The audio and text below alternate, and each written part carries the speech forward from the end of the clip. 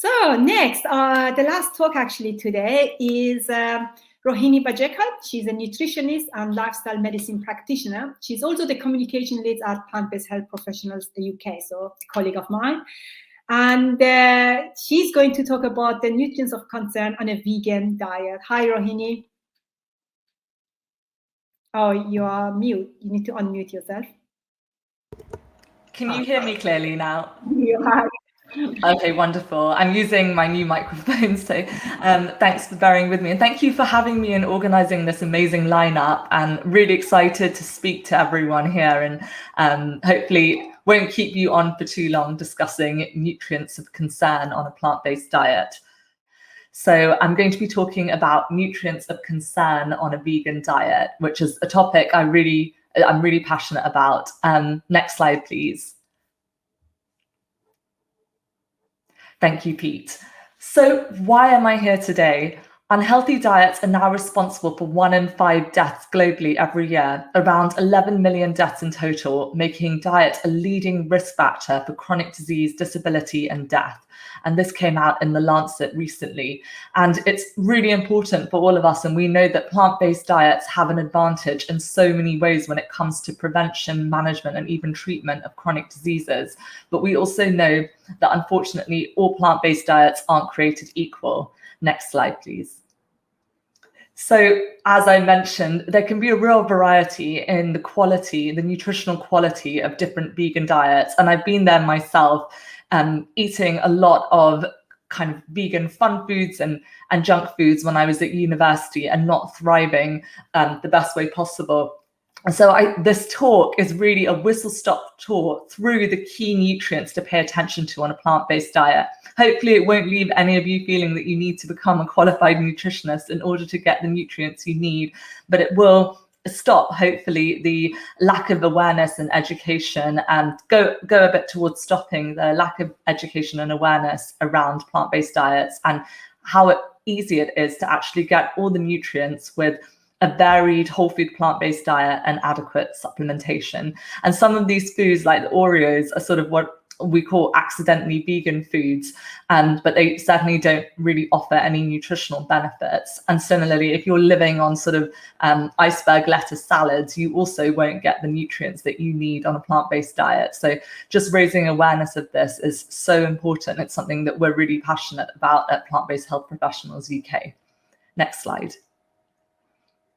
So just to reassure everyone who's listening, especially those of you who are new to plant-based eating, well-planned plant-based diets can support healthy living at every age and life stage.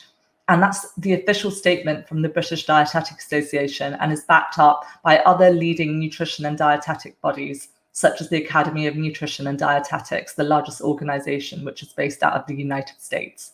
Next slide. So there are several nutrients that are important on a plant-based diet, and hopefully this isn't going to be too much, but I just want to touch on some of them, including some, the first one, protein as well, where there are a lot of myths around that, and the key nutrients that I think it's important to just have an eye on, especially if you're new to plant-based eating or you want to know exactly kind of where these key nutrients are coming from. But just to reassure everyone, if you are eating a varied whole food plant-based diet, you really are covering most of the bases, as you will see in the course of the presentation. So let's kick off with protein. Next slide. So this is the most common question. I know everyone is probably sick of death of hearing, where do you get your protein? And the good news is if you are eating a varied diet that's rich in whole foods, there really isn't generally a problem with getting enough protein, particularly if you're getting enough calories for your energy needs and including legumes. So included legumes is a really key source of protein. And I think whilst it is easy to get enough protein on a plant-based diet, it doesn't mean that protein isn't important. We need protein for adequate muscle and bone mass. We need it for immune health and for healthy hair, skin, everything, and growth. Of course, it's such an important nutrient for growth.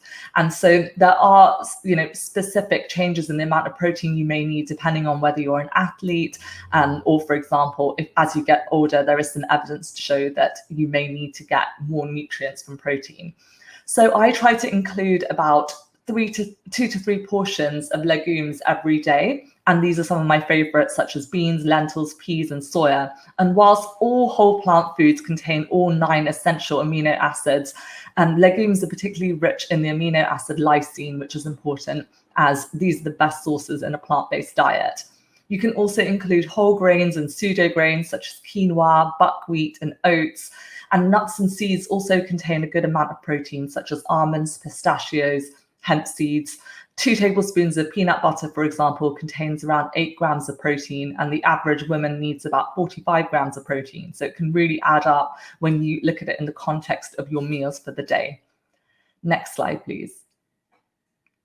B12, if there's one nutrient that is key for people on a vegan diet, especially to supplement, is B12. So it's made by microorganisms in the soil, not by plants or animals, but meat, dairy, and eggs are sources of B12. And often, as we know, factory farm animals are supplemented with B12.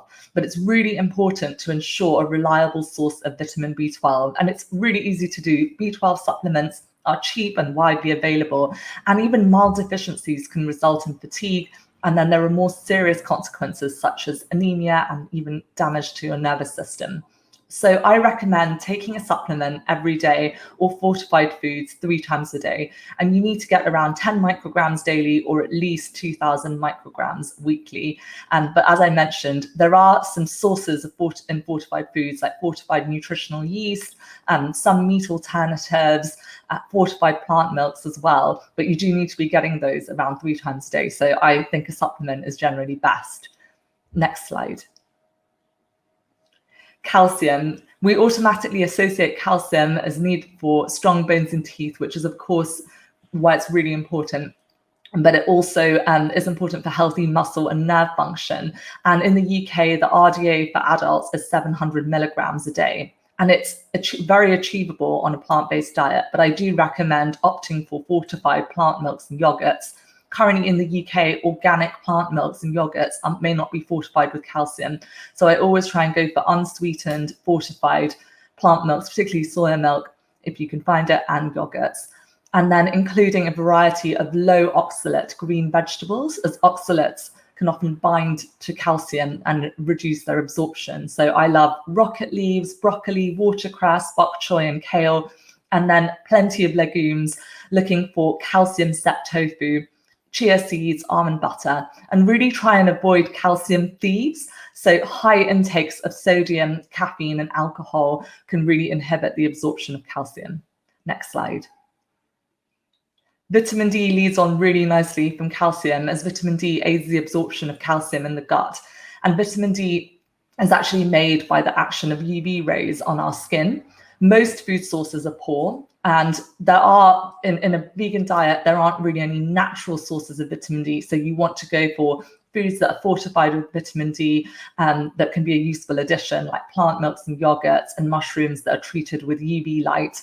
But it's really always best to take a supplement. And some dermatologists are advising people to take a supplement all throughout because of the risk for skin cancer. People with darker skin, such as me, might need more than this. So I aim for about 25 micrograms a day. And vegans should really consider supplementing throughout the year if possible. And then there are specific needs for certain people. So people who are housebound, people who have PCOS, older adults, they may need slightly more. But always seek the advice of your healthcare provider. This is not intended to be individual advice, of course. Next slide. Iron is another really, really key nutrient, but it is plentiful in a very plant-based diet. Iron deficiency affects 1/3 of the world's population, with particular risks in pregnancy and so on. And people who menstruate do need higher amounts of iron. It's about 14.8 milligrams in the UK, and that's the RDA for people who menstruate aged between 18 and 64. And avoiding heme iron found in animal foods such as red meat may actually reduce the risk of certain cancers, type 2 diabetes, and heart disease. But if iron is something that you do want to focus on, make sure that you're including beans, oats, dried apricots, dark leafy greens, nuts and seeds, and really avoid, again, as with calcium, you want to avoid things like red wine, coffee, and tea with meals. And another thing that can help, there are lots of other tips out there, and we have some great tips at Plant-Based Health Professionals UK about this, but pairing vitamin C rich foods with iron rich foods. So berries on porridge, strawberries in your green leafy salad, or broccoli in your red pepper and tofu stir fry as an example. Next slide. Zinc is a micronutrient and it plays a really key role in growth and immune health. Men need slightly more than women as it's lost in semen emissions. And sources include beans, lentils, tofu, whole grains, wholemeal bread, nuts and seeds. Plant sources aren't as zinc isn't as abundant in plant sources, so you want to include a variety of these. And I love having things like red lentils, pumpkin seeds, variety of these kinds of foods, and you'll be fine that most vegans are actually meeting the recommended daily amount as well. So that's really good to know. And just supplementing without a reason rather than getting it from whole plant foods isn't advisable unless you have a specific condition such as something like PCOS. Long-term zinc supplementation can actually result in copper deficiency. So you just want to be careful before automatically turning to a supplement when you can get some of these micronutrients from a varied whole food plant-based diet. And to counteract inhibitors of absorption, such as phytates and grains, it's really helpful to get into soaking, fermenting, and sprouting. It's very cheap, and you don't need fancy equipment to do any of this. But by soaking and sprouting grains and legumes, you significantly reduce the phytate levels. And this really helps you absorb micronutrients such as zinc and iron. So it's something that I highly recommend for everyone. If you can get into it, there are some great YouTube videos out there. Next slide. Iodine. So the UK is, out of all kind of developed countries, the UK is one of the most iodine deficient. We don't iodize our salt here. And I recommend taking a daily 150 micrograms. So you only need a very small amount of iodine in the form of potassium iodide or potassium iodate, especially in preconception, pregnancy, and breastfeeding. And at Plant-Based Health Professionals UK, we recommend that vegan people who are planning to get pregnant or are pregnant or breastfeeding take 200 micrograms per day. Iodine plays a really critical role in early brain development, so it's not something you want to be deficient in. And amounts in seaweed can be quite variable. So some types can be contaminated or too high, and that can actually increase the risk of things like hyperthyroidism. So hijiki seaweed, as an example, should be avoided. And then dulse and nori are good sources. And if you enjoy those, you can sprinkle them on a stir fry or in a salad, for example. And fortified plant milks and yogurts, there are more and more brands now adding iodine in, but always check the label to see if it all adds up, because you do need to make sure you're getting that good amount, and those are good options. In the UK, we don't really have iodized salt available here. As we know, we need to be generally reducing the amount of sodium in our diet, so it's not something we widely recommend. Next slide. Selenium is another one that doesn't get enough attention, as it's a trace mineral, but it's really important for healthy nails, skin, hair, immune health. There's so many other functions, but plant-based sources contain really variable amounts, and some of the better sources are things like Brazil nuts and cashews, and porridge oats are actually a good amount, particularly if you're having steel cut oats or oat oats. So that's the more intact version of the whole grain. And if your brown rice is also a good example, and beans.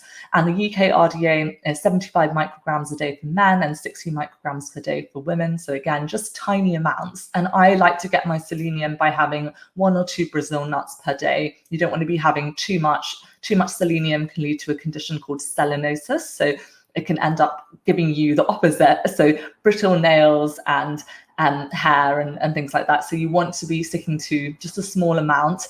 And multivitamins often contain selenium. The Veg1 supplement from the Vegan Society has a good amount as well. So that's a good option if you don't like Brazil nuts. The UK soils are, I think, particularly selenium deficient. It depends. Different countries have different selenium levels in the soil. So we are a little bit more at risk here. And that's why I think it's a nutrient to pay attention to. Next slide, please. So omega-3 fats, last but not least, this is a really important one and has got more and more attention recently. So we can actually get plentiful alpha-linoleic acid, which is the type of omega-3 fat that you can find in abundance in plant foods such as walnuts, ground flax seeds, hemp seeds, chia seeds. I do prefer to you need to really grind your flax seeds and chia seeds to be able to absorb all of that beneficial alpha-linoleic acid. And that's a great thing that you can top on to salads, soups, dal, smoothies. It's really versatile. So I aim for 1 or 2 tablespoons a day, or you can have, 6 walnut halves as an example. But vegans should really be getting good sources of omega-3 fats in a day, and actually reducing your levels of omega-6 rich fats, such as by having, if you're having a lot of processed foods and things like that, can actually help with your ratio of omega-3 to omega-6. An algae-derived DHA and EPA supplement is a prudent choice. We don't have an official recommendation on it, but at Plant-Based Health Professionals UK, we do advise that if you are trying to get pregnant, you're breastfeeding, you're feeding children or older adults, it might be a good choice. And this also avoids the pollutants in fish, such as mercury, dioxins, polychlorinated biphenyls, and obviously the environmental damage that is caused by fishing. So I would strongly recommend getting one of these, and we have the specific amounts on our pregnancy fact sheets if that's something that you are interested in looking into in more detail. And again, there's so much evidence still coming out about omega-3 fats. I personally do take the supplement to be prudent, especially when I remember, but I really focus as much as possible on getting good sources of ALA into my diet. So all of the things I mentioned, like the walnuts and the flax, go really nicely with breakfast, but they can be added into other meals as well. And they're really cheap and easy. You can buy the whole seeds and grind them yourself at home. And where possible, do try and store them in the fridge or freezer, as those delicate oils that are released when you grind these seeds are prone to rancidity. So you just want to keep them, store them properly, and use them up hopefully quite quickly. Next slide, please. So now we're coming to towards the end of the presentation, and I really want to emphasize the importance of making smart swaps when you're transitioning to a plant-based diet. And that means making prudent choices. So don't just remove the meat from the plate, but actually replace it. And think about zinc, iron, calcium, micronutrient rich choices like beans and lentils, tempeh and tofu. I really cannot wax lyrical enough about legumes. They are so important, such an important food for longevity, so high in fiber, so high in protein and other micronutrients, and just so versatile. You can have it in bean-based things like cannellini bean spread or hummus. You can add tofu into stir fries or tempeh. You can make Indian dishes that would have had paneer, but using tofu as a replacement. And obviously the abundance of chilies and dals, and even British dishes like shepherd's pie you can do with a lentil shepherd's pie. And similarly with milk, if you're removing milk from the diet, please replace it with fortified plant milks. Soya is always my personal preference, as it's such a good source of all 9 essential amino acids and has so many other health benefits. And other calcium-rich plant foods, it's important to prioritize those. So you want to aim for about 2 cups a day of calcium-rich plant foods like dark leafy greens, the ones I mentioned, and calcium-set tofu. And really try and think about that when you're making a meal. I now try and make it priority to include a type of legume. So it could be peanut butter on my porridge or tofu in my stir fry. I just try and make it a priority. And that is such a great way to get in all the nutrients I've mentioned without leading to overwhelm. You might be sitting there thinking, gosh, I need to plan all these different nutrients, but it really is about making these smart swaps. And make plant-based versions of your favorite meals. There is nothing that cannot be veganized. And there are so many great cookbooks out there, and you can, you don't need a cookbook, you can just try and experiment yourself. But there's lentil bologneses, tofu pad thai, cashew mac and cheese. Rather than using a shop bought sauce, you can just blend up some cashew nuts with nutritional yeast and some soya milk, and that makes such a delicious and creamy sauce for pasta. Next slide, please. So in a nutshell, this is really how I approach eating. And so much of what we've talked about touches on kind of the science, the RDAs, all the specific nutrients and their various health benefits. Although, of course, I could have done a presentation on each of those nutrients because there's so much nuance there. But I really want to summarize on this note that if you're eating whole plant foods and supplementing adequately, with the key nutrients, you don't need a whole cupboard full of supplements. You will be getting the nutrients that you need. You can be confident in that. So really try and base your meals around whole plant foods. It doesn't mean that there isn't room for having treats, here and there. And certainly some things like certain meat alternatives contain highly digestible and absorbable plant protein. I still don't think they're a contender for beans and lentils and tofu, but they have their place, certainly, in some cases. And aim for 10 daily servings of colourful fruits and vegetables, particularly dark leafy greens and berries, which are foods that I include every single day. And opt for whole grains. Try and go for the intact whole grains where possible, like brown rice, quinoa, steel-cut oats, and then pseudo grains that are particularly high in protein and iron and calcium and zinc. So I love amaranth and buckwheat and things like that.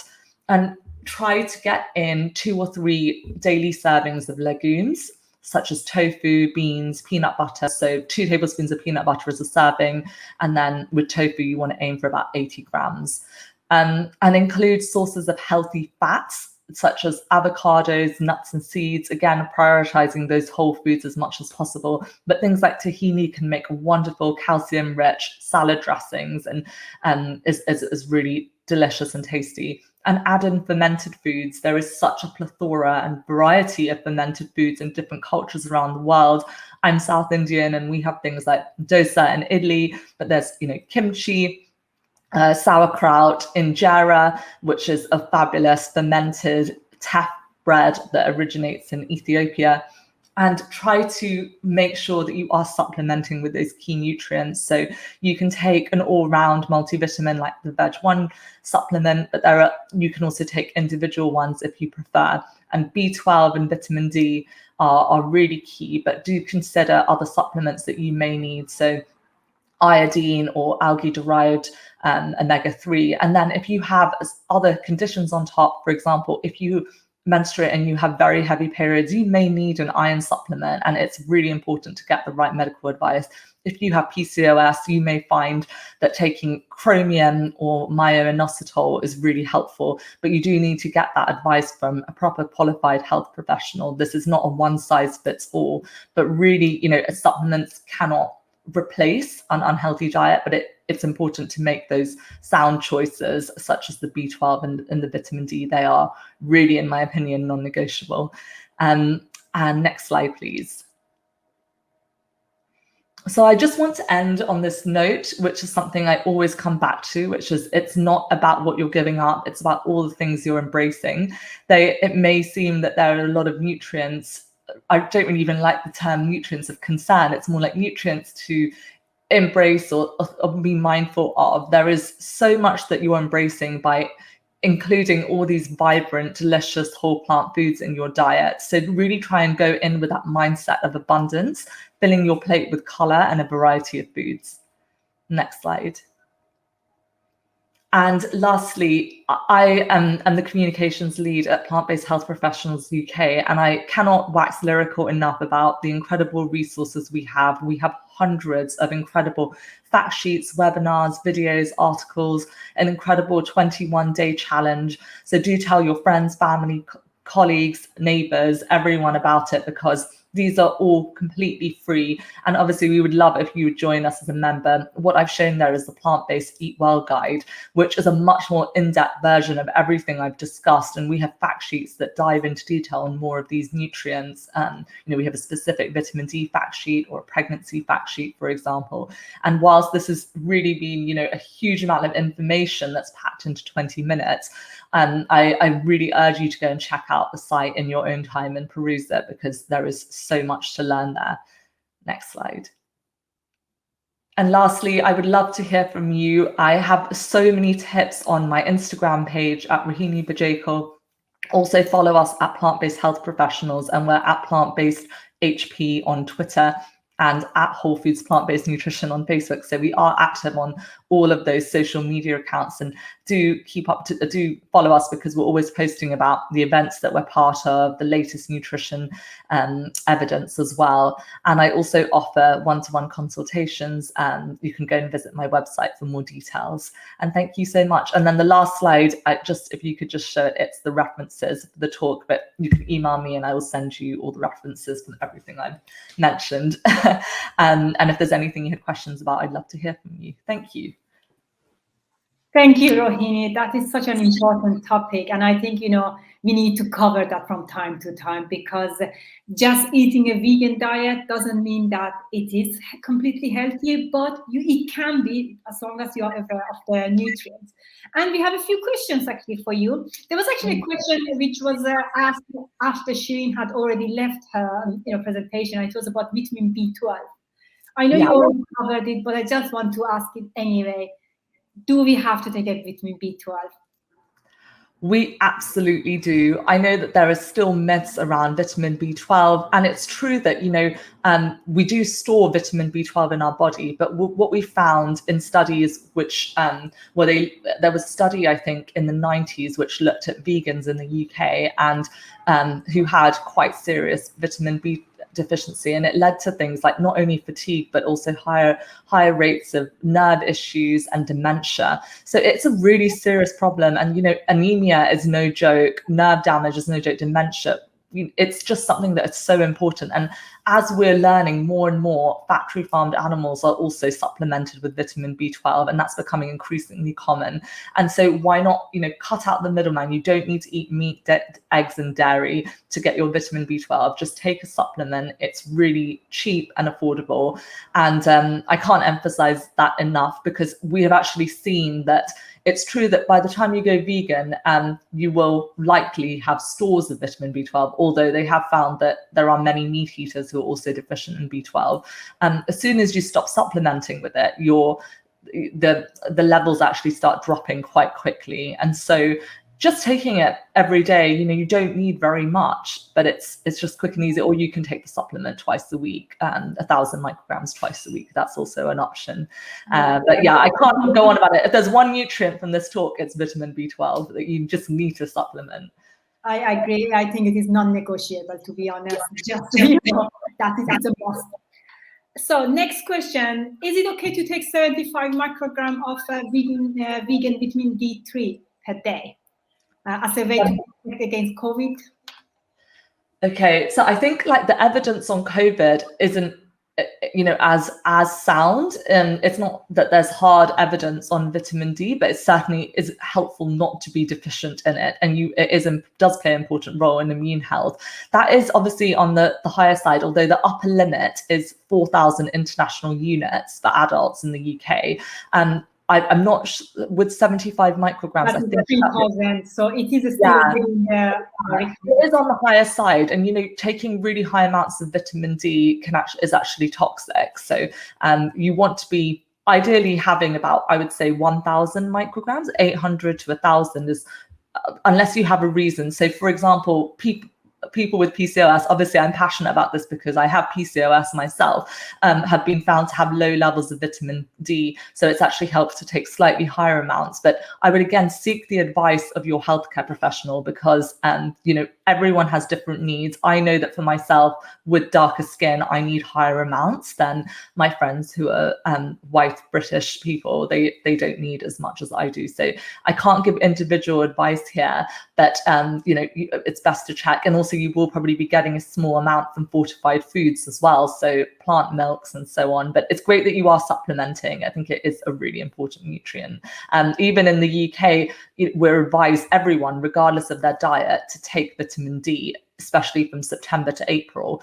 But many of us find that we're actually low throughout the year. Okay, thank you. Actually, yes, vitamin D toxicity is possible, and it happens because of over supplementation. Yeah. But yes, the upper limit is 100 micrograms, so 4,000 you need. But again, and vitamin D toxicity can actually lead to calcium being more absorbed, and that can cause some problems. So just check, your levels. We should all have our levels checked once a year anyway. I completely agree. The best thing is actually just to get a level done. There's no, that's if you're unsure, and to also just ask your GP, because we unfortunately can't give individual advice on this platform. Thank you. We have actually 2 more questions, but we have. Okay, I'll try and go as quick as I can. Oh, do we have time? Is choline an issue? Choline on a plant-based diet, is that an issue? Plant-based sources of choline, there are good sources of choline on a plant-based diet, but you want to really include things like cruciferous vegetables and beans and so on. And, you know, certain people may need to also supplement in pregnancy specifically. Otherwise, I would not recommend a choline supplement. But really, you want to be getting in those cruciferous vegetables anyway. The cruciferous veggies and beans and things like that, they are just so important to include. And I know a lot of controversy around brain health and choline, but there really isn't the science to show that vegans are worse off when it comes to that. So yeah, if you're eating a very whole food plant-based diet, you should be you should be fine. Yes, and tofu is also a good source. Thank you. Tofu is a great source. It's 2 o'clock, so we are going to just wrap it up. Thank you so much for joining us today. I really enjoyed your talk. And just to let you know that all the talks are recorded, so you can find their recordings later on VegFest YouTube channel. And also the live streams are available on their Facebook page. And we have more talks tomorrow planned.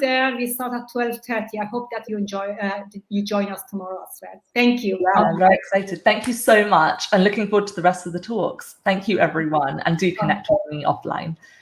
Thanks. Bye-bye.